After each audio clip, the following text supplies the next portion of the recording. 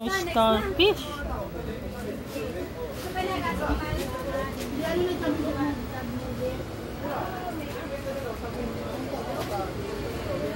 Dito yung mouth nila nasa kabila to.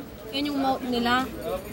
Ngayon, alam nyo ba yung mga kaya sila nakakalakad kasi meron silang micro na paa, maliliit na paa, madami. Kaya yun, ginagamit nila para makagalaw. Stick, di ba?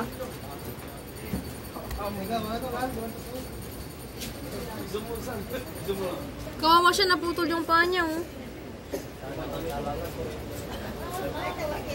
Yung mga tusok-tusok na yan yung gumagalaw kaya sila nakakalipat. Hindi ba may sakit yan? Ito yung bunganga nila, oh. Yan, oh.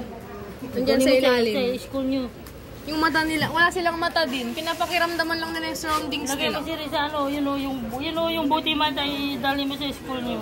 Hindi pwede magdala ng ganito. Pagdala ka. Gagawin ko. Pakita mo nga sa school nyo.